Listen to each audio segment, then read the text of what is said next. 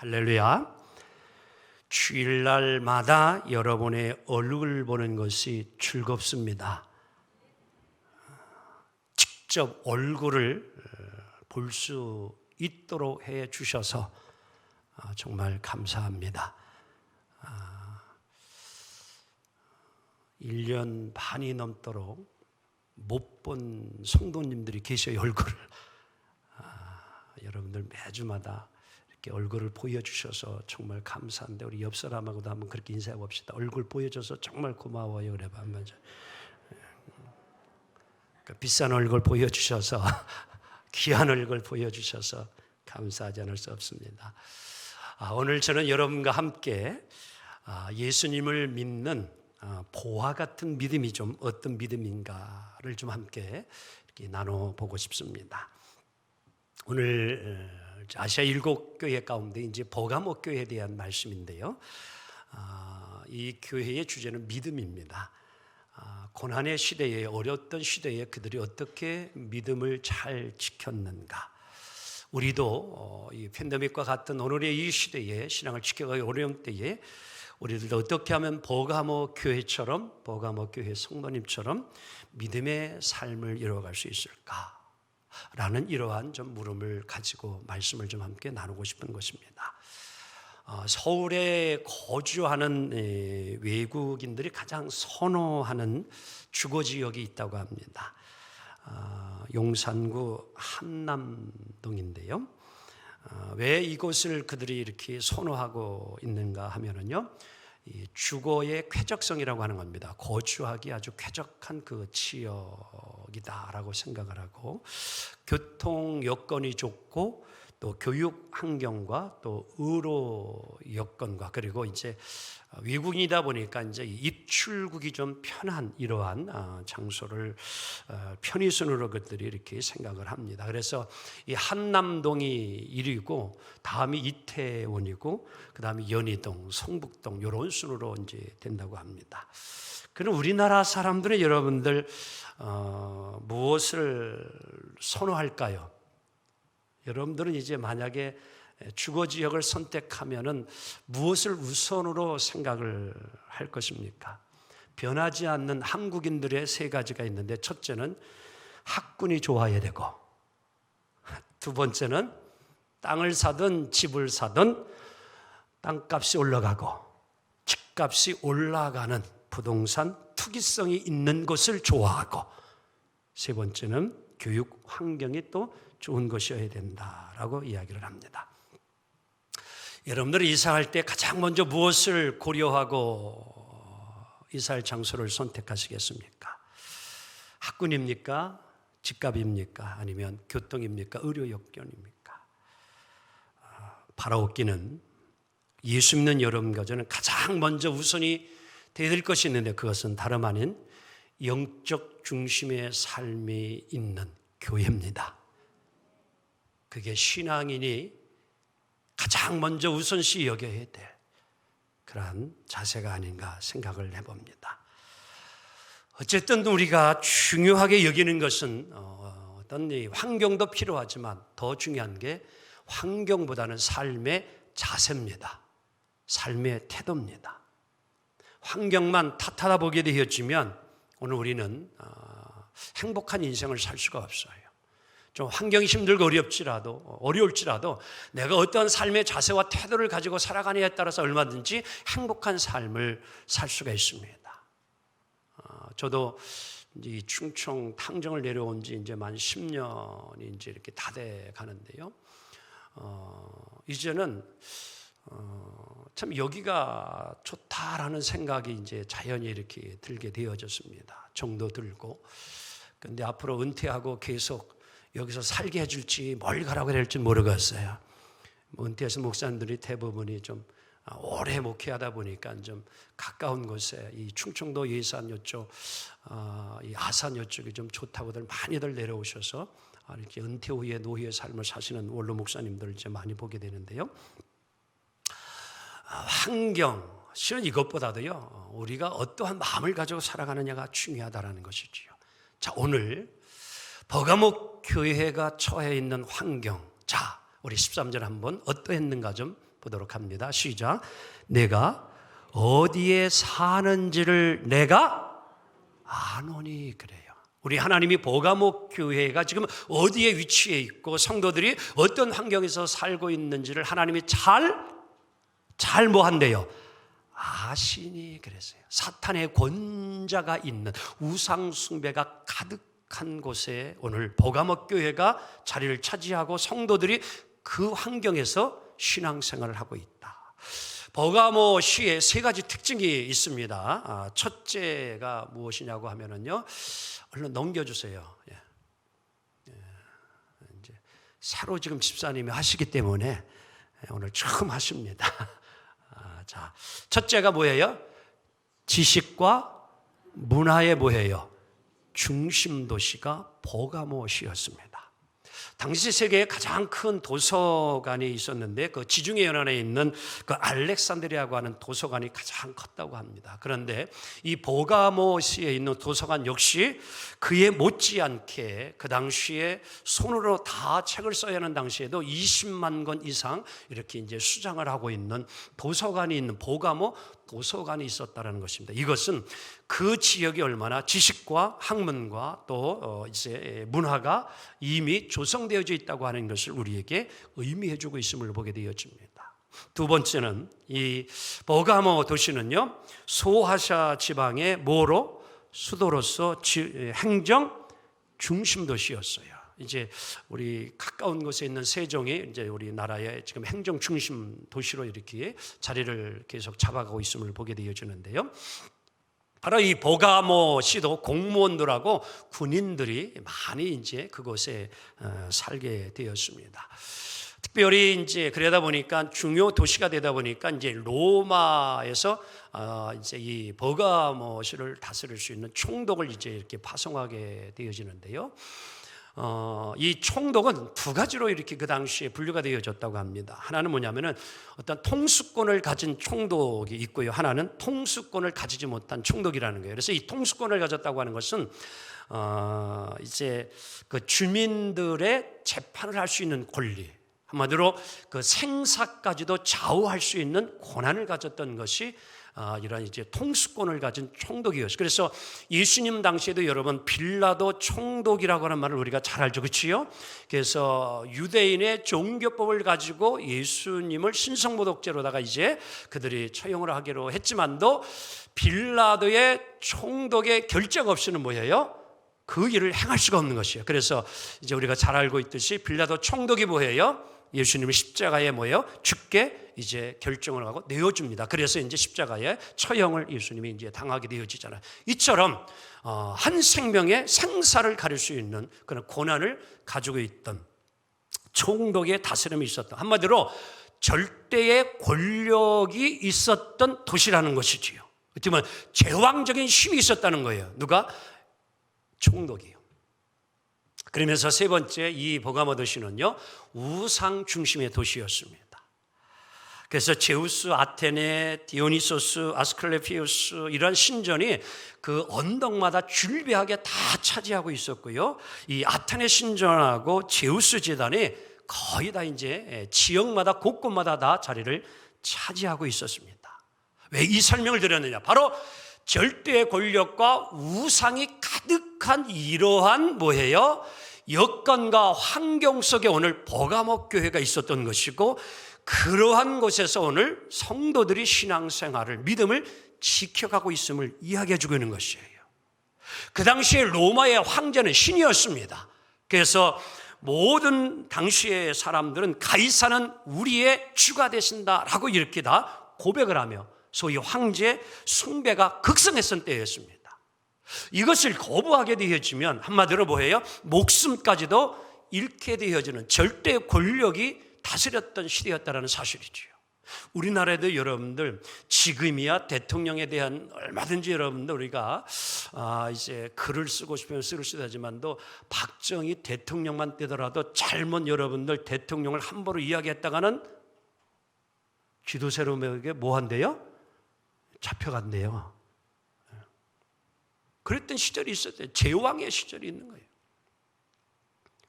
바로 그런 상황이었다는 것입니다. 그런데 이 버가모 교회의 성도들은 그러한 상황 속에 있었음에도 가이사는 우리의 주가 아니라 예수 그리스도만이 우리의 주인이시다, 이 고백을 하고 그 삶을 살았다는 것입니다. 저들은 죽음 앞에서도 주님의 이름을 굳건히 잡았습니다. 저들은 생명을 위협하는 사단의 권자라, 오늘 말씀대로 본거지가 있는 그곳에서도 절대 보여요 굴하지 아니하고 오직 예수님 붙잡고 승리하며 나아가는 것입니다. 그래서 오늘 그들 가운데는 우리가 잘 알고 있는 안디바라고 하는 순교자가 오늘 본문 속에 나오는 것이지요. 이 안디바의 이름의 뜻이 참 중요한데 헬라어로 안티파스라고 이야기를 합니다. 여기서 안티는 엔타이라고 하는 그런 말로서 반대한다라는 뜻을 가지고 있고, 파스라는 것은 모든 것을 뜻합니다. 그러니까 모든 것을 반대한다, 거절한다, 그런 뜻을 가지고 있습니다. 누구 외에는? 진리 외에는, 예수 그리스도 외에는 반대한다. 바로 오직 예수님의 이름만 붙잡고 사는 신앙을 철저하게 그들이 지켜갔습니다. 이것을 프로테스탄트 정신, 기독교 개신교의 정신이라고 합니다. 오늘 여러분과 저는 개신교인입니다. 오늘 우리는 프로테스탄트를 믿고 살아가는 기독교인입니다. 아멘. 자, 하나 올려주세요. 자, 책을 좀 하나 설명했는데 위그노처럼이라고 하는 책입니다. 7월 12일 날 초판 발행이 되어졌는데요. 이 성원영 목사님이 25년 전 프랑스에 가서 이제 목회 사역을 하면서 이 위그노에 대한 신앙을 한 20년 동안 연구하고 이제 어려움 가운데에 이제 지난 7월 12일 날 이제 초판으로 발행이 되어졌습니다. 이 위그노들 또 이들이 가지고 있는 그 신앙, 끝까지 박해에도 어려움에도 믿음을 지킨 그들의 발자취의 흔적을 이제 연구하면서 그들이 이제 행하였던 위그노에게 배울 10가지 교훈에 대한 내용을 이제 자세하게 잘 기록해 놓은 것입니다. 이번 주 주보의 생명의 말씀에도 이 위그노에게 배울 10가지 교훈을 제가 잠깐 실어 올렸는데요. 자, 이제 이 위그노들이 지난 프랑스에 500년 동안 개신교의 신앙을 지켰던 이들의 신앙이 어떠했는가 4분 영상을 좀 함께 보도록 합니다.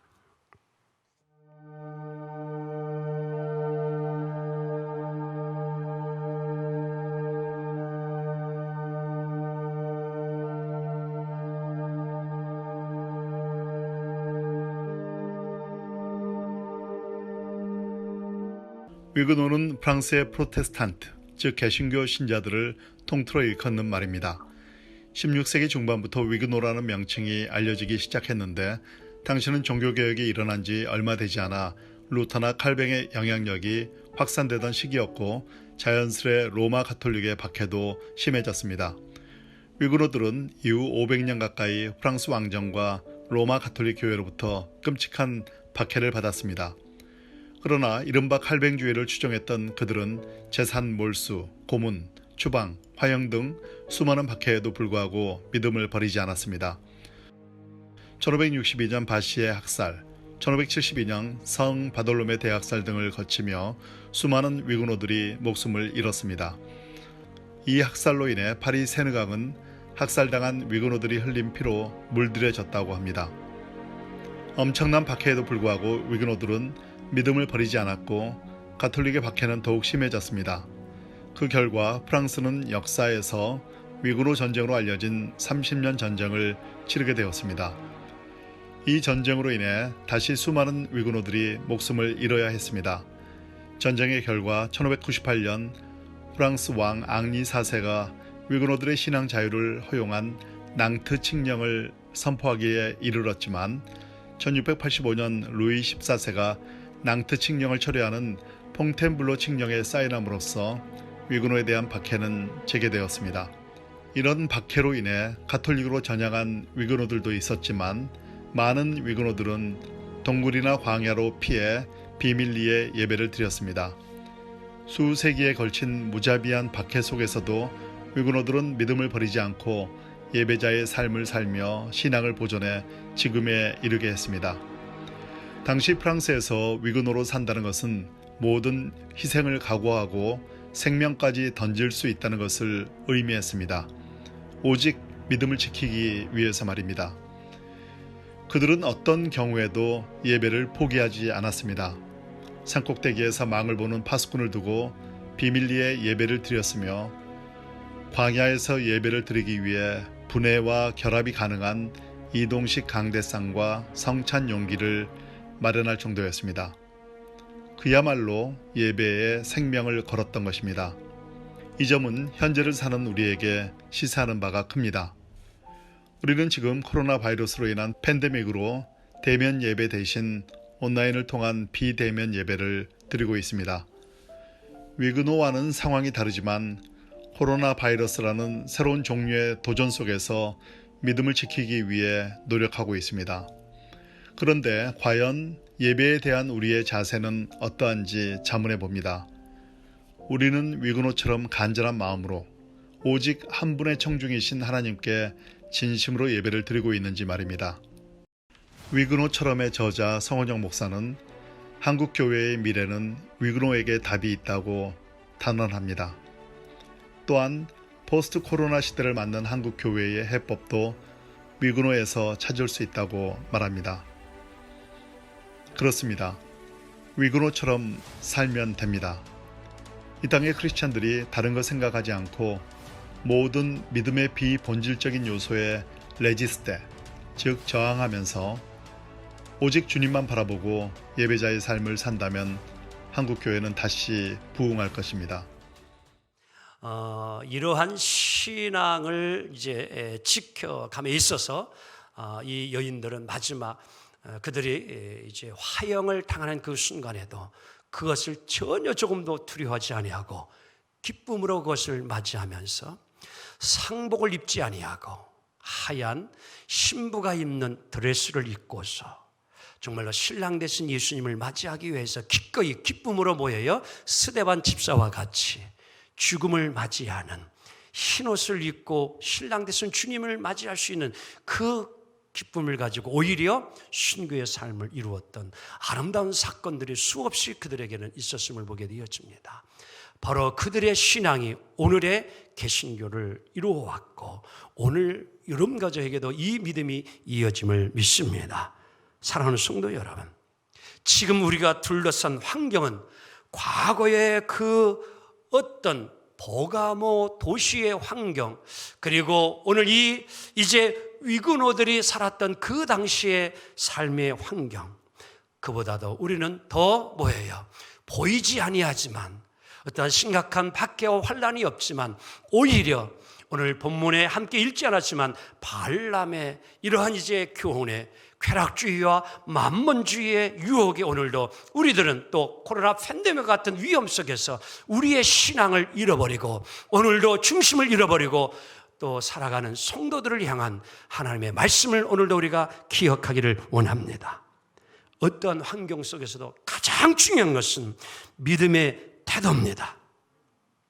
오늘 우리 하나님은 버가모 교회가 바로 선교회가 되기 위하여 무엇보다도 꼭 기억해야 될 것을 분명히 말씀해 주고 있는데 다름 아닌 하나님은 주님의 말씀으로 자기 자신을 살피는 성도가 되고 교회가 되기를 원합니다. 그래서 오늘도 12절에 좌우의 날선검을 가진 이가 말씀하시되 아멘. 오늘 이 세대를 살아가는 여러분과 저가 흔들리지 않는 믿음을 가지고 승리할 수 있는 삶은 오직 하나님의 말씀입니다. 하나님의 말씀이 우리를 견고하게 붙잡아 줍니다. 이 말씀이 생명과 같은 거예요. 오늘 그래서 우리 하나님은 바로 이 버가모 교회에게 너희들이 말씀으로 너희의 삶을 다시 한번 살펴보고 너희들의 믿음을 스스로 점검해 보라고 이야기합니다.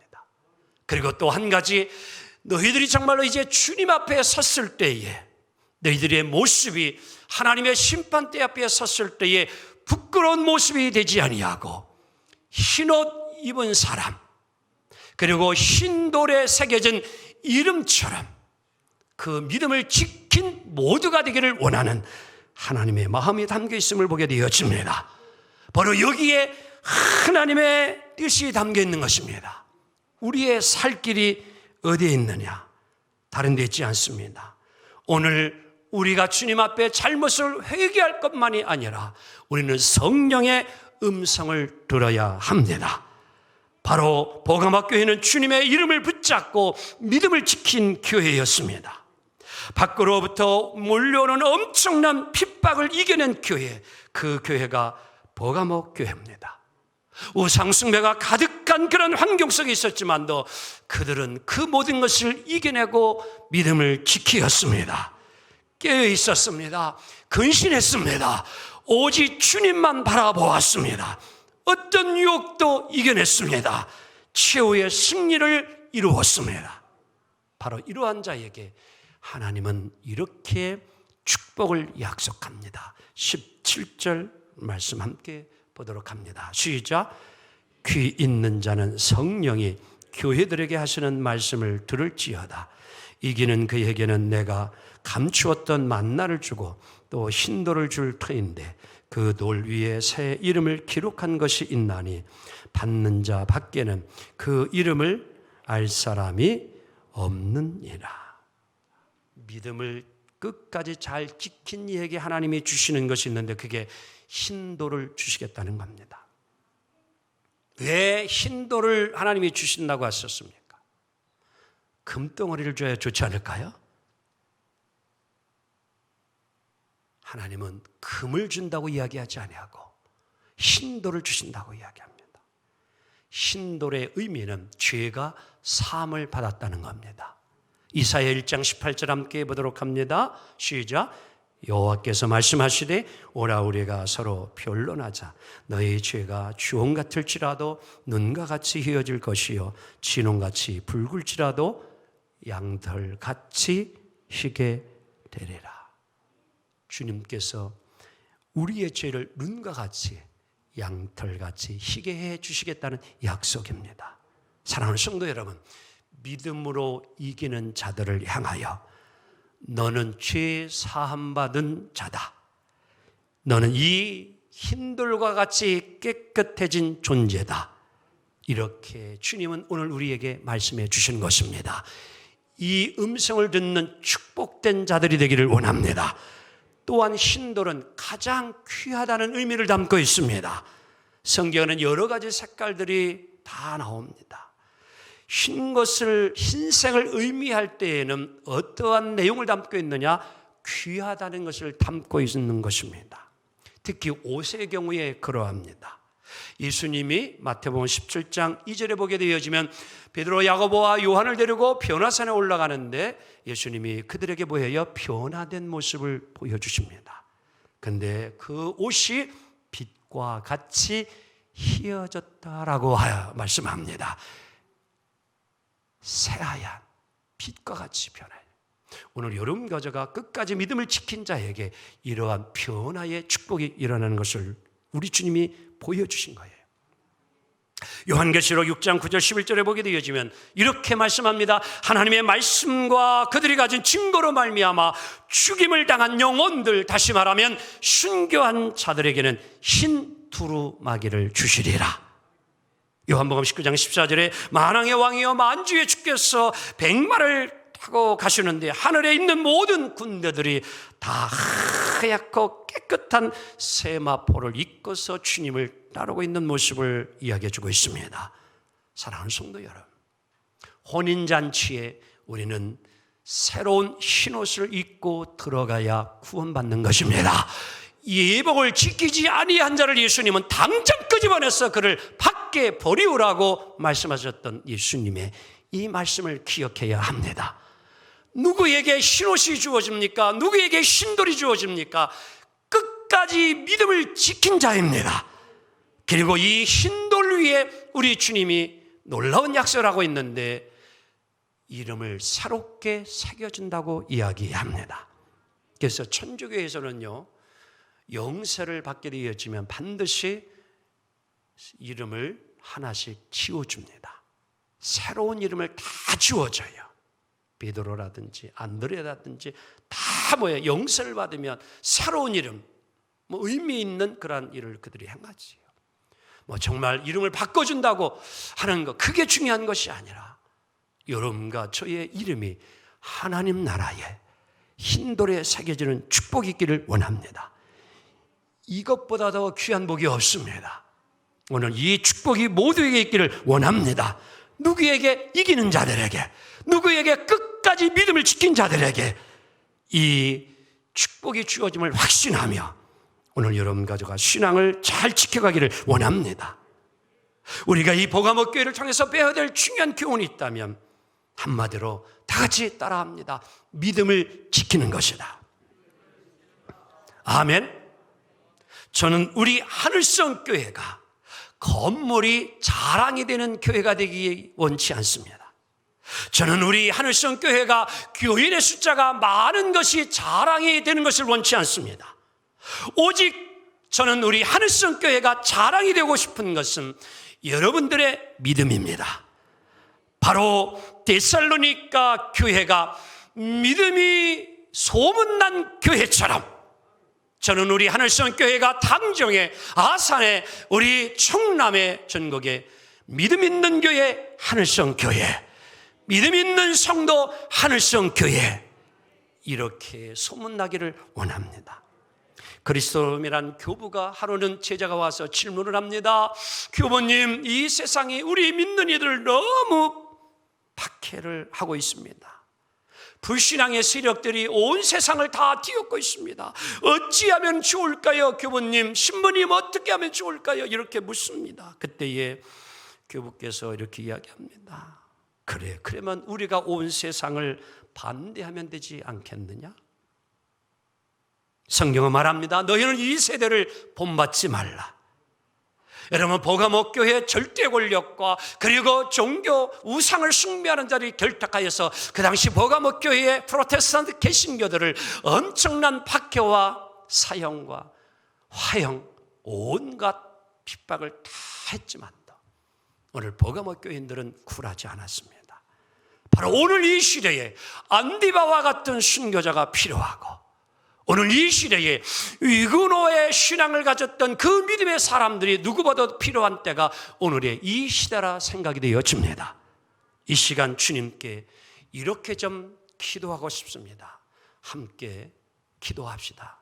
주님 하면 그 다음 시작. 주님, 이 세속의 한복판에서도 세속에 물들지 아니하고 이기는 자가 되게 하소서. 주님, 이 유혹과 핍박이 많은 세상에 살지만 안디바처럼 승리하게 하소서. 주님, 이 불신앙의 세상에 살지만 언제든지 믿음으로 세상을 이기는 자가 되게 하소서. 주님, 이기는 자에게 신도를 주고 새 이름을 기록하실 때 제 이름도 빛나게 하소서. 주님, 남은 생애를 오직 예수 그리스도의 이름을 믿는 믿음으로만 승리하게 하소서. 아멘. 하늘성교회 담임 목사로서 저는 이렇게 정말 주님 앞에 진심으로 다시 한번 기도하고 싶습니다. 하나님, 우리 하늘성교회가 믿음 좋은 교회로 소문나게 하소서.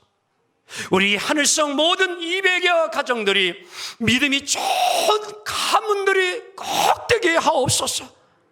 우리 하늘성교회 온 성도님들이 믿음으로 주님을 기쁘시게 하며 세상이 감당하지 못하는 놀라운 믿음의 사람 되게 하옵소서. 바로 이 믿음을 가짐으로 오늘 요한계시록 2장 17절에 약속한, 그리고 그들에게 주어진 축복의 이 축복, 바로 우리 모두에게 임하기를 원합니다. 이 말씀을 함께 읽음으로 오늘의 설교를 마무리합니다. 이기는 그에게는 내가 감추었던 만나를 주고 또 신도를 줄 것이라. 아멘. 끝까지 믿음으로 승리하시고 이 복을 받기를 주 이름으로 축원합니다. 기도합니다. 주님 감사합니다.